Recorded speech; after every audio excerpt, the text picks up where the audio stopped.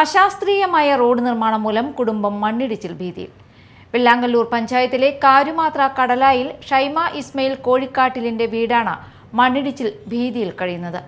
അടിയന്തര പ്രാധാന്യത്തോടെ ഇടപെടണമെന്ന് ഡിസ്ട്രിക്ട് കളക്ടർ പഞ്ചായത്ത് അധികാരികൾക്ക് നിർദ്ദേശം നൽകിയെങ്കിലും കളക്ടറുടെ നിർദ്ദേശവും അവഗണിക്കുകയായിരുന്നു.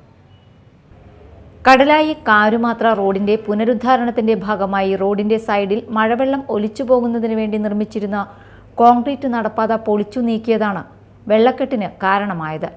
ഗ്രാമപഞ്ചായത്ത് അധികാരികൾക്ക് പരാതി നൽകിയെങ്കിലും പ്രശ്നപരിഹാരത്തിന് ശ്രമിക്കാതിരുന്നതിനെ തുടർന്ന് ജില്ലാ കളക്ടറെ സമീപിക്കുകയും അടിയന്തര പ്രാധാന്യത്തോടെ ഇടപെടണമെന്ന് ഡിസ്ട്രിക്ട് കളക്ടർ പഞ്ചായത്ത് അധികാരികൾക്ക് നിർദ്ദേശം നൽകിയെങ്കിലും കളക്ടറുടെ നിർദ്ദേശവും അവഗണിക്കുകയായിരുന്നു. കാലവർഷം ശക്തിപ്പെട്ടാൽ വെള്ളക്കെട്ട് മൂലം വീടിനോട് ചേർന്ന് നിൽക്കുന്ന പ്രൊട്ടക്ഷൻ വാൾ തകരുകയും ഇതുവഴി നാശനഷ്ടങ്ങൾക്ക് ഇടയാക്കുകയും ചെയ്യുന്ന അവസ്ഥയിലാണ് പ്രദേശം. ജില്ലാ കളക്ടറുടെ നിർദ്ദേശം പാലിച്ച് അടിയന്തര ഇടപെടൽ നടത്തി മണ്ണിടിച്ചിൽ ഭീഷണിയിൽ നിന്ന് കുടുംബത്തെ രക്ഷിക്കണമെന്ന് കോൺഗ്രസ് നേതാക്കളായ സാബു കണ്ടത്തിൽ, എ ചന്ദ്രൻ, ലബീബ് കരിപ്പാക്കുളം എന്നിവർ അധികാരികളോട് ആവശ്യപ്പെട്ടു. Media time, Vellangallur.